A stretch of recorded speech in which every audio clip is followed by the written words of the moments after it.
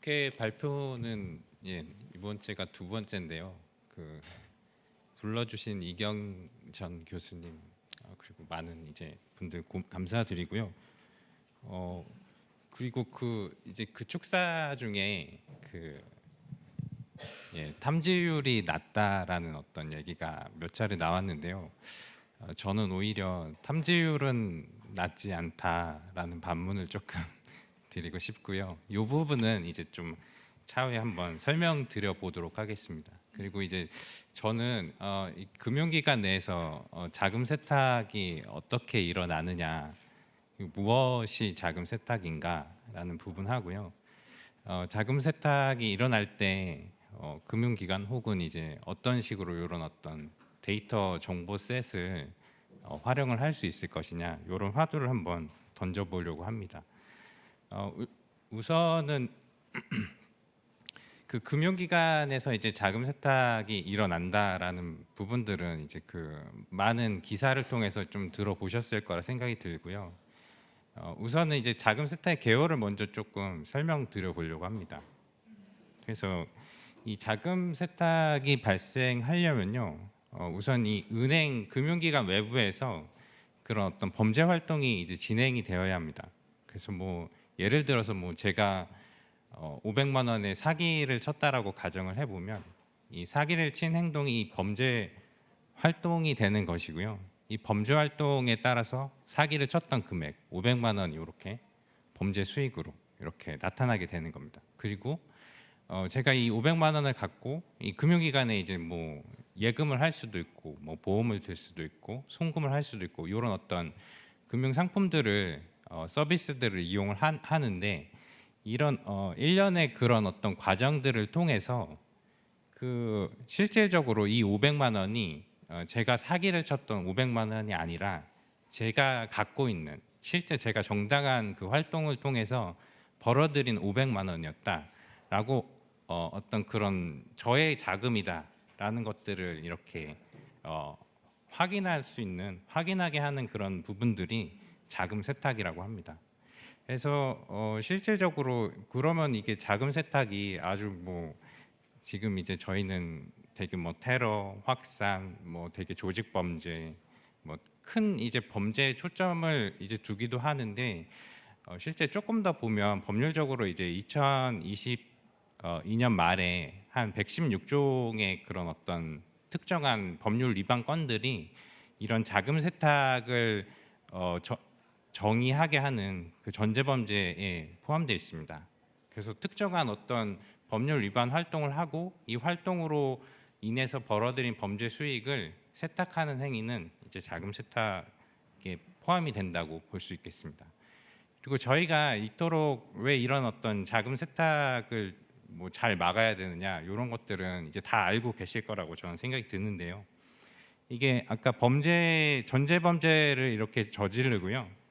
그 범죄 수익이 이제 은행으로 들어와서 뭔가 이제 상품이라든지 서비스를 이제 진행하면서 자금 세탁을 이제 진행을 하게 되는데요. 이런 자금 세탁을 다 진행을 하고 나서 이제 실질적인 그런 어떤 자신의 경제 활동으로 포장을 하기도 하고요. 그다음에 이런 자금 세탁을 된 자금 등을 갖고 어떤 테러 단체라든지 아니면 최근에 이제 저희가 6시에 사이렌이 울리기도 했는데 이런 어떤 북한의 미사일 자금 개발에도 좀 이제 이런 어떤 자금들이 사용이 될 수 있다라는 그런 부분에 있는 거죠. 그렇기 때문에 저희가 이제 전체적으로 이제 금융의 투명성 이런 부분들도 저희가 이제 최우선의 목표로 두고 있지만 이런 어떤 심각한 금융 범죄 또는 이제 범죄 활동과도 연관이 될 수 있고 그런 범죄 활동들을 이런 자금을 통해서 지원을 할 수 있는 상황이 있기 때문에 저희가 더 자금 세탁을 방지하고 테러나 확산 자금을 조달하는 데도 그 목적을 둔다라고 할 수 있겠습니다. 테러하고 확산 얘기를 하니까 너무 이제 장내가 이제 조용해졌는데요. 그럼 이제 금융기관에서는 이제 이런 부분들을 어떻게 이제 방지 활동을 하고 있느냐를 조금 이제 설명을 드려보겠는데요. 금융기관에서는 일단은 이 자금 세탁이라든지 확산 테러에 대해서 어떻게 할 것이다라는 생각을 정합니다. 그래서 저희 금융기관에서는 자금 세탁을 하면 안 되고 테러나 확산 자금에도 관여하지 않고 이런 어떤 것들을 정합니다.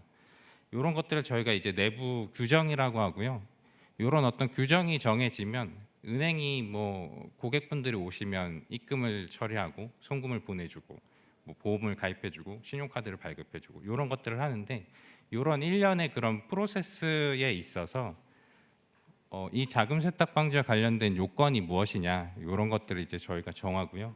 이런 것들 요구 사항이 이제 프로세스대로 진행이 됐으면 이 업무 후단에서는 이게 실질적으로 자금 세탁과 관련이 있느냐, 테러 확산과 관련이 있느냐 이런 부분에 대해서 통제를 하게 됩니다.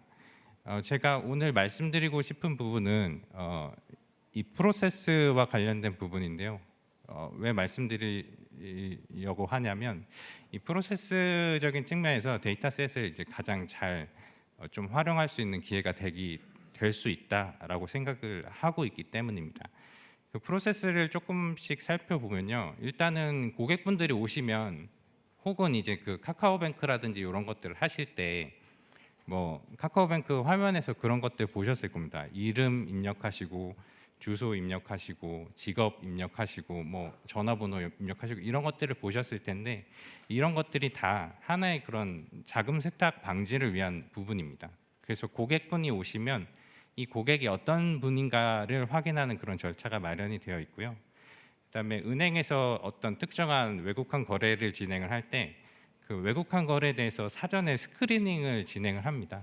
그래서 이 자금이 정말 북한하고 관련이 있는지 이란하고 관련이 있는지 뭐 이런 특정한 테러리스트 등과 이런 어떤 테러리스트 또는 이제 테러를 지원하는 국가의 어떤 그런 주요 인사들과 관련이 있는지를 확인을 합니다. 그리고 뭐 실제 이제 경험을 하셨을 수도 있으신데 뭐 이제 유학생 송금을 보냈는데 갑자기 은행에서 잠깐 진행을 중단해야겠다, 잠깐 이제 뭐 멈춰놔야겠다 이런 말씀을 들어보셨을 경우도 조금 있지 않을까 생각이 드는데 이런 것들이 다 이런 어떤 일련의 자금 세탁 방지, 테러 확산 자금 방지, 조달 금지 뭐 이런 측면에서 진행이 되는 것들이고요. 그다음에 금융기관에서는 거래를 맺고 있는 상대방에 대해서 정기적으로 이 거래를 맺고 있는 상대방이 위험 인물인가 여부를 또 판단하기도 합니다. 그리고 최종적으로는 거래가 다 진행이 됐을 때 1년에 이제 거래를 모아서 정말 특정한 자금 세탁 혐의가 있었는지 또는 테러나 확산, 자금 조달과 관련된 혐의가 있었는지 이런 것들을 판단하는 이제 거래 모니터링이라는 프로세스를 갖고 있는데요. 이런 것들을 통해서 이제 저희가 어떤 은행에서 금융기관에서 어떤 특정한 징후가 발생이 됐을 때 이거를 이제 정부로 보고를 하고요. 정부에서는 이제 그거를 받고 각각 사정기관으로 이걸 보내서 추가적인 수사 활동을 진행을 하게 됩니다. 그리고 그 오늘의 주제와 이제 관련을 지어서 그럼 이런 프로세스들하고 이 데이터셋을 어떻게 관련을 시킬 것인가에 대해서는 앞서 말씀드렸던 뭐 고객 확인 또는 이제 거래 스크리닝, 이름 검색 이런 부분들은 그 어떤 특정한 활동 전에 이제 그 진행이 되고요. 이 진행이 될 때 요것은 이제 그 어떤 특정한 대상자들이 이상한 사람들인가 혹은 이상하지 괜찮은 사람들인가 또는 어떤 특정한 이제 금융 거래 자체가 불법 활동의 여지가 있는가 여지가 없는가 이런 걸 이제 저희가 점검을 하게 되고요. 이번 데이터셋을 이용한 부분은 실질적으로 이런 부분인데 금융 거래가 다 이제 진행이 됐을 때 그 1년에 그 진행된 금융 거래를 갖고 이게 실제 자금 세탁 혐의가 있을까 없을까 이런 것들을 분석하는 프로그램을 갖고 있습니다. 그래서 뭐 저희가 은행이나 금융기관 또는 특금법에 이제 그 적용을 받는 금융기관은 전부 다 어떤 특정한 금융거래를 하는 부분들이 다 이런 어떤 거래 모니터링 안에 들어가고 있다라고 보시면 될 것 같고요. 그 이런 이런 어떤 그 거래 모니터링의 분석의 툴을 갖고 있기 때문에 이런 것들을 현재 이제 그 얘기가 나눠지고 있는 AI 기반으로 어떻게 더 발전시킬 것인가 이런 부분을 저희가 조금 더 확인을 해야 될 것 같습니다. 그리고 요거는 그 금융정보 분석원의 그 이제 연례 보고서를 통한 어떤 정보인데요. 그 아까 사전에 말씀드렸던 금융기관에서 확인을 하고 정부로 보고를 하는 이런 어떤 특정한 보고의 건수 어떤 양을 저희가 이제 한번 조사를 했는데 이게 계속해서 이 정보의 양은 이제 그 보고를 하고 있는 양은 이제 계속 증가 추세에 있습니다. 물론 뭐 2020년에 코로나 때문에 이게 약간 이제 뭐 주춤한 부분도 있었지만 이런 것들을 보면은 저희 한국의 그런 어떤 자금 세탁 방지 제도가 잘 정착이 되었다. 그리고 잘 정착됨에 따라서 관련된 금융 거래는 잘 탐지가 되었고 탐지가 된 부분들을 잘 보고하고 있다라고 보실 수 있겠고요.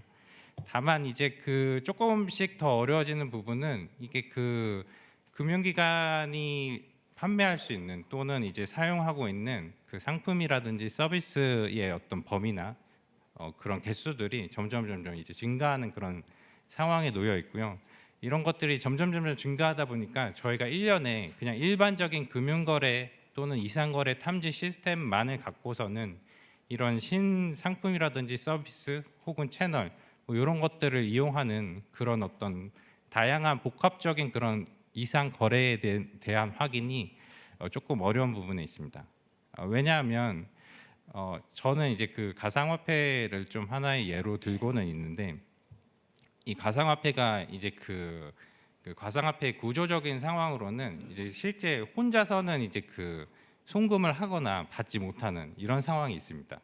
그래서 가상자산 거래소는 가상자산으로만 이렇게 거래를 하기 때문에 실제 금융 이제 그 거래를 실물 거래를 이렇게 진행을 하려면 뭐 또 다른 이제 금융 이제 그 기관과 그 연계를 하는 그런 거래 활동을 진행을 해야 되는데 이런 과정에서 은행이라든지 아니면 특정한 금융기관은 뭐 가상자산 거래소의 어떤 특정한 활동이라든지 상품 서비스 이런 거에 대한 어떤 이해라든지 정확한 확인이 조금 어려운 부분이 있기 때문에 저는 좀 이게 조금 어렵다. 그리고 향후에 뭐 가상자산뿐만 아니라 더 많은 어떤 상품이나 서비스 기술이 이제 마련이 될 텐데 그때마다 뭐 당연히 자금은 금융기관을 통해서 흐르는 거기 때문에 이런 어떤 문제는 계속적으로 발생될 수 있는 구조적인 그런 상황이 있지 않나라는 생각이 좀 듭니다. 그리고 이런 것들과 이제 그 연관 지어 가지고요. 그 한국에서는 약간 뭐 자금 세탁 방지 인력이 조금 부족하다라는 어떤 말들이 나왔었고요. 다만 이제 그 자금 세탁 방지 인력이 모든 그런 어떤 자금 세탁 혐의라든지 이런 부분을 뭐 확인하고 점검하고 뭐 방지하고 이런 활동들을 할 수 있는 것들은 아닌데 왜 이런 것들이 조금 연관이 되냐면요. 그 현재는 이제 그 자금 세탁 방지 뭐 또는 이제 그 국가의 정책이라고 하는 부분들이 그 규칙 기반 접근법 또는 이제 전문 인력 접근법 뭐 이런 것들로 이행이 되고 있다라고 보시면 되겠고요. 일단은 이게 어떤 특정한 룰을 정해 놓는 겁니다. 그래서 뭐 자금 세탁 방지 측면에서 A를 해라 또는 A를 하지 마라 이런 것들을 정하게 되고요. 이 정한 것들을 이행하는 부분을 이제 그 특정한 인력들을 통해서 하게 하는 겁니다. 그렇기 때문에 이런 어떤 인력이 이러한 업무를 적정하게 운영할 수 있는 인력이 필요한 것이고요. 다만 이런 인력들이 사람에 의한 것이기 때문에 이게 뭔가 상황이 급변하거나 아니면 뭐 아주 변동이 있는 그런 상황에 즉각적인 대처를 할 수 없는 하기가 어려운 이런 상황이 있다라고 볼 수 있겠고요. 다만 이제 뭐 저희가 머신러닝 이런 부분들을 도입을 하게 된다면 일단은 뭐 초기에 비용이 많이 들겠죠. 왜냐하면 뭐 전산적인 장비도 구축을 해야 되고 그 알고리즘도 저희가 확인을 해야 되고 뭐 이렇게 돼야 되는데 다만 장기적인 시점에서는 이게 운영 효율성이라든지 뭐 또는 이제 급변한 상황에 대한 대처 능력 또는 이제 정부의 그런 어떤 특정 수사에 대한 어떤 그 가능성 또는 잠재력 이런 것들이 있다라고 저는 생각이 듭니다.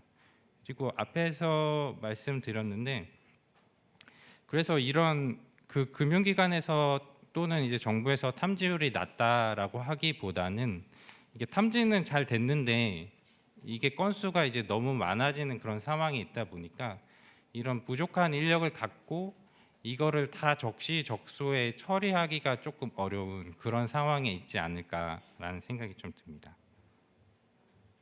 그리고 추가적으로요, 그 머신러닝하고 딥러닝 뭐 이런 어떤 좀 차이를 좀 찾아보았는데요. 이게 머신러닝은 이게 사람이 어떤 특정한 시나리오를 만들고요, 시나리오를 이렇게 그 기계 언어로 이렇게 입력하는 겁니다. 그래서 아까 뭐 많은 AI에서도 나왔겠지만 고객이 뭐 500만 원을 입금하면 결과를 A로 선택해라, B로 선택해라, 뭐 이런 어떤 시나리오를 하나 저희가 만든다라고 가정을 해보면 이런 거 하나 자체가 그런 알고리즘이고요. 사람이 생각하고 사람의 생각을 그대로 이렇게 기계 언어로 이게 담아놓은 그런 거라고 보시면 되겠고요.